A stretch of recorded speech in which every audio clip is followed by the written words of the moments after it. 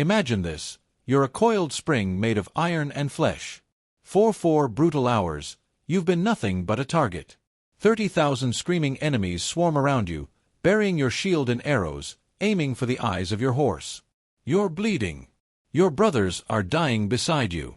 Every fiber of your being screams to break rank and kill, but you don't move. You're frozen by a single command from the most terrifying king in Christendom. Then, the tension snaps. 2 knights break formation and the roar of "St. George" rips through the air. In a split second, you go from statue to missile. 4,000 tons of armored cavalry slam into the enemy line. What happens next isn't a battle, it's an erasure. In just 17 minutes of pure, unadulterated violence, an invincible army is shattered. This is the Battle of Arsuf, the day discipline defeated numbers and the day Richard the Lionheart proved that patience is the deadliest weapon of all. Before diving into these forgotten stories of survival and suffering, if you enjoy learning about the hidden truths of history, consider hitting that like button and subscribing for more content like this. And please comment below to let me know where you're listening from. I find it incredible that we're exploring these ancient stories together from different parts of the world, connected across time and space by our shared curiosity about the past. To understand the sheer shock of those 17 minutes, we have to strip away the myths. This wasn't a duel between gentlemen. This was a collision between 2 alien military systems. On the march to Arsuf, Richard the Lionheart had turned his army into a machine. He created a moving fortress, a column of heavy infantry on the outside, shielding the precious heavy cavalry on the inside. It was a formation designed to do one thing: absorb punishment until the enemy got too close. And Saladin, the master of the East, took the bait. He threw his entire army at this column, convinced he could crack the shell before the hammer fell. He was wrong. The road to Arsuf was a hallway of death. The Crusader column stretched out over miles, flanked by the sea on one side and a forest filled with 30,000 killers on the other. Saladin's strategy was brutal in its simplicity: the swarm. He unleashed waves of mounted archers, Bedouin skirmishers, and Nubian infantry. They didn't just attack, they stuck to the Crusader column like a swarm of bees. They rode within yards of the Christian line, firing arrows point-blank into the mail armor of the knights. The sound was deafening. Drums, cymbals, war horns, and the constant clattering of arrows on shields. It was psychological torture designed to break the mind before it broke the body. But Richard's discipline was superhuman. He rode the line constantly, a giant of a man shouting orders to hold, to wait, to keep marching. He knew that Saladin wanted them to charge. If the Crusaders charged too early, they would be scattered in the desert and picked off one by one. So they walked. They walked through the arrow storm. Men marched with arrows sticking out of their armor, looking like porcupines, ignoring the pain, ignoring the insults hurled by the Saracens. It was a display of collective willpower that has few parallels in military history. They were a walking anvil, waiting for the hammer. By the time the army reached the gardens of Arsuf, the pressure had become critical. The enemy was no longer just shooting. They were charging in with maces and swords, striking at the rear guard, trying to provoke a fight. The Hospitallers at the rear were taking the brunt of it. They were walking backward, fighting off attacks, watching their horses die. They sent message after message to Richard. "Sire, we cannot hold. We must charge." Richard's reply was always the same: wait. He was waiting for the perfect synchronization. He needed Saladin's entire army to be fully committed, pulled in close by the scent of blood, so close that they couldn't escape the counterpunch. This is what makes the Battle of Arsuf so fascinating. It wasn't won by a complex maneuver. It was won by timing. It was a high-stakes game of chicken. Richard was betting that his men could endure hell for just 1 hour longer. Saladin was betting that human nature would force them to break. And in a way, Saladin was right. The discipline did break, but it broke at the exact moment Richard needed it to. When the charge finally happened, it wasn't a disorganized brawl. It was a release of kinetic energy that had been building up for weeks. Imagine the physics of that impact. Thousands of knights, frustrated, angry, and terrified, suddenly unleashed. They spurred their heavy war horses from a standstill to a gallop in seconds. The Saracen light cavalry, who were used to dancing away from danger, were suddenly faced with a wall of steel moving at 20 miles per hour. There was no time to turn, no time to run. The impact was instantaneous and catastrophic. The dust cloud was so thick that men fought by sound and instinct. But when the dust settled, the result was clear. The invincible army of Saladin had been trampled into the dirt.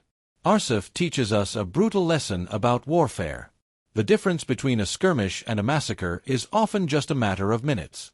For weeks, Saladin had been the hunter. In 17 minutes, he became the prey. Richard didn't just defeat the enemy army, he broke their spirit. He showed them that the Franks were not just mindless brutes, but disciplined soldiers capable of executing a plan under the most extreme duress imaginable. As we dissect this battle, we're going to see exactly how Richard engineered this slaughter, step by bloody step. We will see how a formation of men walking along a beach became the deadliest weapon of the Middle Ages. To truly grasp the magnitude of Arsuf, you have to understand that this wasn't just a battle over land. It was a collision of two opposing physics engines. In the red corner, you had Richard I of England. Forget the fairy tales. In Third Crusade history, Richard was a ruthless pragmatist, a man who treated war like an engineering problem. He knew the desert was a bigger killer than any Saracen sword, so he completely rewrote the rulebook of European warfare. His masterstroke? He glued his army to the Mediterranean coastline. This was the core of Richard the Lionheart's tactics. By keeping the sea on his right, he ensured his fleet could sail alongside the army, providing a limitless conveyor belt of food, water, and fresh ammunition. He eliminated the greatest weakness of invading armies: supply lines. He turned his army into a self-sustaining machine, a land battleship that could not be starved out. He placed his heavy infantry on the landward flank, the left, creating a human shield wall to protect the valuable cavalry horses inside. It was defensive, it was slow, and it was brilliant. In the blue corner sat Saladin. He was the mirror opposite. While Richard was solid, Saladin was fluid. His power came from speed, deception, and the terrifying mobility of his Turkish horse archers. The Saladin strategy had always been about attrition, luring heavy European knights into the deep desert, cutting them off from water, and watching them die of heatstroke before moving in for the kill. That's how he annihilated the Kingdom of Jerusalem at Hattin 4 years earlier. But at Arsuf, Saladin was panicking. Why? Because Richard wouldn't play the game. Richard refused to be lured inland. He just kept marching south, day after day, eating up miles toward the port of Jaffa. If Richard took Jaffa, the road to Jerusalem would be wide open. Saladin realized his hit-and-run tactics were bouncing off Richard's discipline like pebbles off a tank. He needed to smash the tank. He needed a full-scale engagement to shatter this iron wall before it became unstoppable. The geography forced his hand. Near the forest of Arsuf, the coastal plain narrows. The dense woods press right up against the sea, creating a natural choke point. Saladin looked at this bottleneck and saw his opportunity. He could hide his massive army, 30,000 strong, in the treeline, just a few hundred yards from where Richard's column had to pass.